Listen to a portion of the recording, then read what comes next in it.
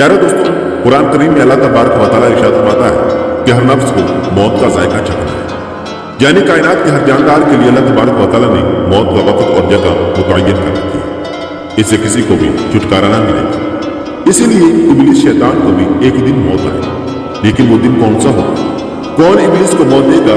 क्या शैतान को नजर के आलम में तकलीफ होगी?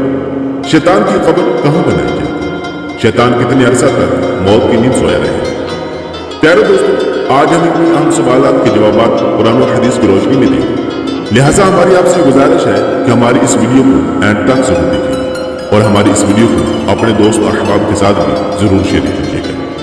प्यारे दोस्तों, रिवायात के अंदर आता है कि जब शैतान मरदूद को अल्लाह तबारक व तआला ने जन्नत से निकाल दिया तो उसने अल्लाह तबारक व तआला से क़यामत तक की मोहलत मांगी कि क़यामत से पहले मुझे मौत ना आए। लेकिन अल्लाह तबारक व तआला ने उसे वक्त मुकर्रर तक, यानी कि एक खास वक्त तक मोहलत दी, जिसे कुरान करीम की सूरह हजर की आयत नंबर 36 से 38 में यूं बयान फरमाया गया। तर्जुमा, उसने कहा, ऐ परवरदिगार, लोगों को जिंदे किए जाने तक मुझे मोहलत दे दे। फरमाया, तुझे मोहलत दी जाती है वक्त मालूम तक के लिए।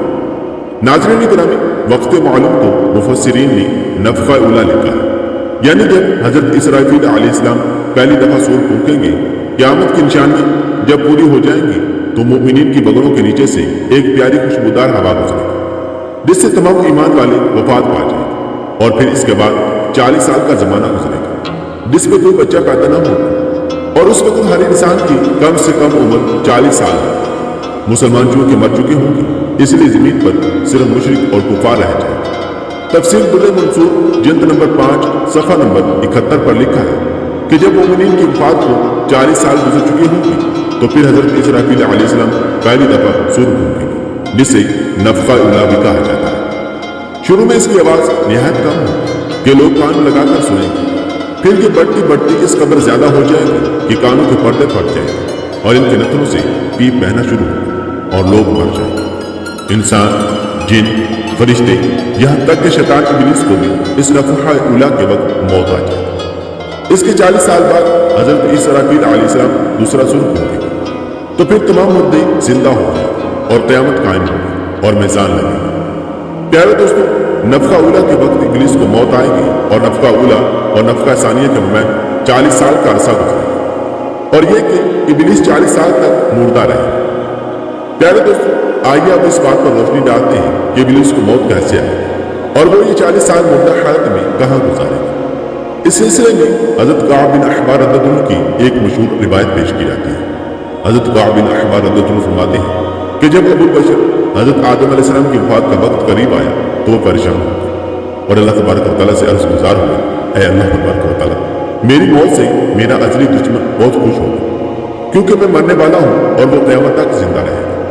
उसी वक्त मलकुल मौत अलैहिस्सलाम हज़रत आदम अलैहिस्सलाम की खिदमत में हाजिर हुए और फरमाया, ऐ अबुल आदम, आप वफात के बाद जन्नत में होंगे, जबकि इब्लीस क़यामत तक दुनिया में रहेगा, और फिर क़यामत से 40 साल पहले उसको ऐसी मौत आएगी कि वो पूरी दुनिया के इंसानों जितनी मौत की तकलीफ बर्दाश्त करेगा और फिर जहन्नम में उसका ठिकाना होगा। हज़रत काब बिन अहबार रज़ियल्लाहु अन्हु फरमाते हैं कि हज़रत आदम अलैहिस्सलाम मलकुल मौत से फरमाने लगे कि मुझे इब्लीस की मौत का मंजर बयान करो। मलकुल मौत अलैहिस्सलाम ने इब्लीस की मौत का हाल बयान करना शुरू किया तो इतनी दर्दनाक मौत थी कि हज़रत आदम अलैहिस्सलाम अपने आंसुओं पर काबू न रख सके। लोग हज़रत काब बिन अहबार रज़ियल्लाहु अन्हु से अर्ज करने लगे कि हमें भी इब्लीस की मौत का कुछ हाल बयान करो। लोगों की बेजा फरमाइश पर हज़रत काब बिन अहबार रज़ियल्लाहु अन्हु इब्लीस की मौत का मंजर यूं बयान करते हैं। अल्लाह तबारक व तआला मलकुल मौत से फरमाएगा, मेरे गज़ब और गुस्से का लिबास पहन कर जाओ, इब्लीस की रूह कब्ज़ करो और इब्लीस से तमाम इंसानों और जिन्नों से ज्यादा सख्ती करो। जब मलकुल मौत अलैहिस्सलाम गज़ब और गुस्से से बढ़कर बहुत से फरिश्तों के साथ इब्लीस की रूह को कब्ज़ करने आएंगे तो जो भी आसमान और जमीन में इनको देखेगा वो फौरन मर जाएगा। जब मलकुल मौत अलैहिस्सलाम इब्लीस के पास पहुंचेंगे तो वो धाड़े मार मार कर देगा। फिर शैतान को मौत की तकलीफ दी जाएगी जो कि सारी मखलूक की मौत की तकलीफ से भी ज्यादा होगी। इब्लीस घबराकर मशरिक की जानिब भागा तो कभी मगरिब की जानिब, लेकिन हर तरफ अपने सामने मलकुल मौत अलैहिस्सलाम को पाएगा। समुद्र में छुपने जाएगा तो समुद्र उसे जगह नहीं देगा। आसमान की तरफ भागेगा तो वहां मुकर्रर फरिश्ते इसको आग के कोड़े मारेंगे। आदम अलैहिस्सलाम की कब्र के पास खड़ा होकर कहेगा, ऐ आदम, तुम्हारी वजह से मैं मलऊन और मरदूद बना। کاش کہ تم پیدا ہی نہ ہوئے۔ پھر ملک الموت علیہ السلام سے کہے گا کہ اتنی سختی اور تکلیف کے ساتھ میری جان نکالو۔ تو حضرت ملک الموت علیہ السلام فرمائیں گے جتنے لوگ جہنم میں ہیں ان سب کی موت سے کہیں زیادہ تکلیف اور سختی کے ساتھ۔ یہ سن کر شیطان تڑپنے لگے اور چیختا چلاتا ادھر ادھر بھاگے گا اور اسی جگہ پہنچ جائے گا جہاں اس نے جنت سے نکلنے کے بعد پہلا قدم رکھا تھا۔ وہ جگہ آگ کے انگارے کی طرح سرخ ہوگی، زمین چنگاری کی طرح ہو جائے گی اور زبانی فرشتے اس کو گھیر لیں اور زنبوروں اور آروں سے اس کو چیریں گے۔ جب تک اللہ تبارک و تعالیٰ چاہے گا اس وقت تک حالت نزا اور موت کے غصے کا شکار رہے گا اور وہاں جہنم کی سیڑھیاں لگی ہوں، ان سیڑھیوں سے تڑپا کر اس کی جان نکالی گی۔ حضرت آدم علیہ السلام اور حضرت حوا سلام اللہ علیہ سے کہا جائے گا کہ ذرا اپنے دشمن کو دیکھو کس طرح ذلت کے ساتھ مر رہا ہے۔ وہ دیکھ کر کہیں گے یا اللہ تو نے ہم پر اپنی نعمت کو مکمل کر دیا۔ چنانچہ انہیں جہنمی گڑھوں میں ابلیس 40 سال تک مردہ رہے گا اور یہی اس کی قبر ہوگی۔ پھر 40 سال بعد دوبارہ حضرت اسرافیل علیہ السلام سے پھونکیں گے تو تمام مردے زندہ ہوں گے اور حساب و کتاب کامل شروع ہوگا۔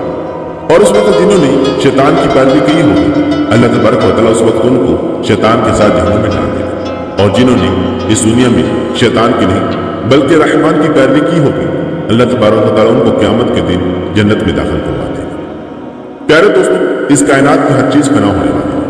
اگر کسی کو دوام حاصل ہے تو وہ صرف اللہ تبارک و تعالیٰ کی ذات ہے۔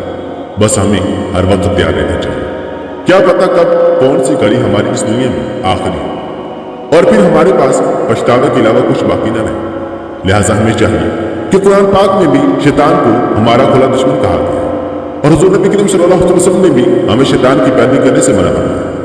لہٰذا ہمیں چاہیے کہ ہم اللہ تبارک و تعالیٰ اور اس کے حبیب صلی اللہ علیہ وسلم کی پیروی کریں اور اپنے نفس و شیطان کی پیروی سے بچیں۔ اللہ تبارک و تعالیٰ سے دعا ہے کہ اللہ تبارک و تعالیٰ ہمیں علم دین سیکھنے اس پر عمل کرنے کی توفیق عطا فرمائے اور اللہ تبارک و تعالیٰ ہمیں نفس و شیطان کی شر سے محفوظ رکھے اور ہمیں اپنی زندگی حضور نبی کریم صلی اللہ علیہ وسلم کے بتائے ہوئے طریقے کے مطابق گزارنے کی توفیق عطا فرمائے۔ آمین بجاہ نبی الامین صلی اللہ علیہ وسلم۔